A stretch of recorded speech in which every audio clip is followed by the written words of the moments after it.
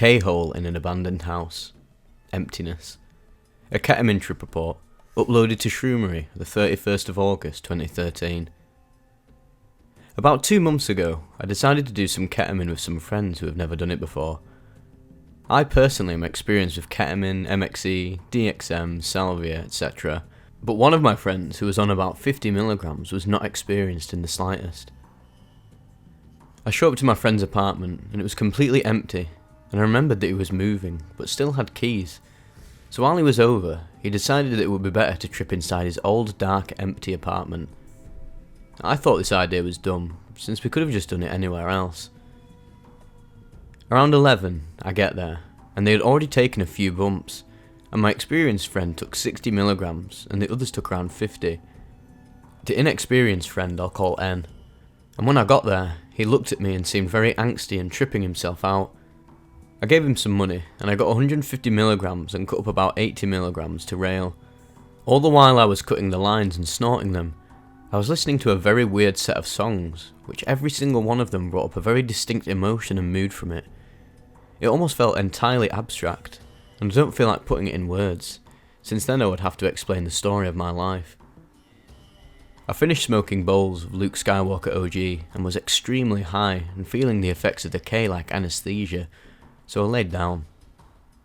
It was 11:30 now, and I was going in and out of reality, sort of not a full-blown K-hole, but completely dissociated. From that night, I remember the first thing that I noticed in my closed-eye visuals are what I usually saw, nothing special, so I opened my eyes to see my friends cutting lines, and I took another smaller one, and then leaned against the wall, and realised that my friend N didn't exactly know what they were getting into.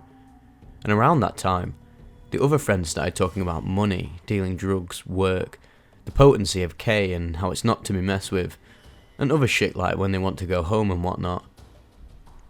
I then just felt as if the voices that were coming from them were slowing down and becoming unclear, and then I fell into a hole.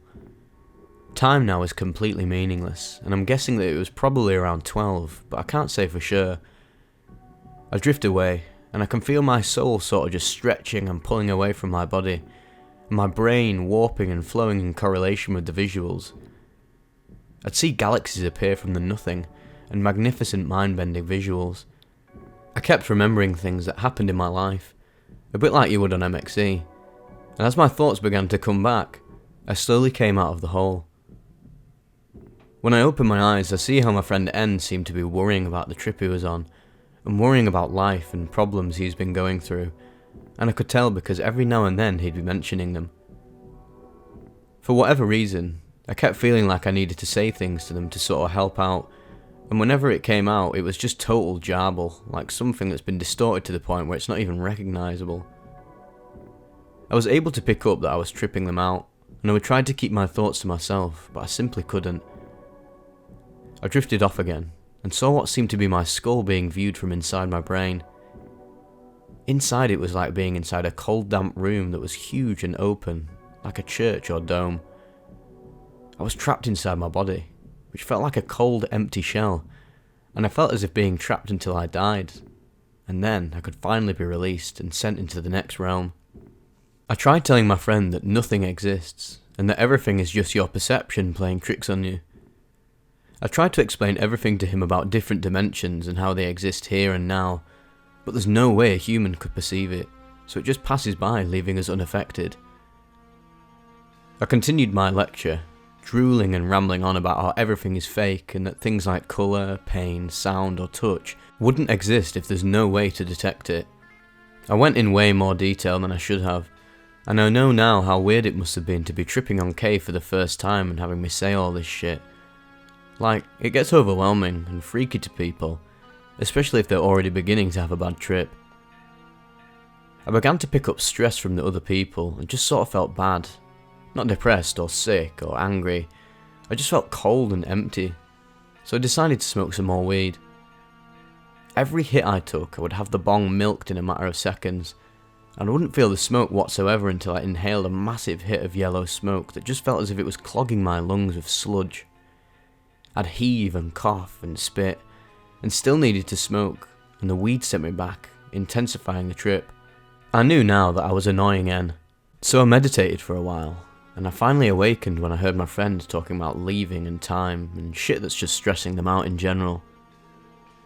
When I heard the word time, I saw businessmen with no expression on their faces appear in my head, and I saw them looking over rows of clocks and time charts, and industrial-looking elves which turned its gears.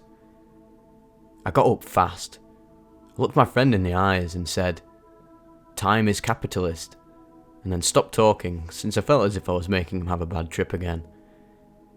This annoyed him, and he was saying all this shit about me not knowing about life and all this stuff, and we weren't arguing, but we sort of were, except that we both had different beliefs and interpretations of whatever was said. We all realised that we'd had about enough of this dark, smoke-filled apartment, so we packed up our things and decided to go on a sobering up walk. But before we left, I wandered about the room, disgusted with myself since I was covered in spit. I washed my face in the sink for a good 10 minutes while my experienced friend approaches me saying in a scraggling, "I just railed another 60 milligram," which shocked me since shit just seemed so crazy at the moment, since I could hear my friend N repeating he wanted it to end, and being comforted while me and the other guy were just tripping balls trying to be serious about the situation, but we were just simply on another level. On the walk, we stumbled around the midnight streets, and I felt as if I never wanted to go back inside. The world was changing from 2-dimensional to 3-dimensional, and it reminded me of old video game graphics I used to play on the PS1.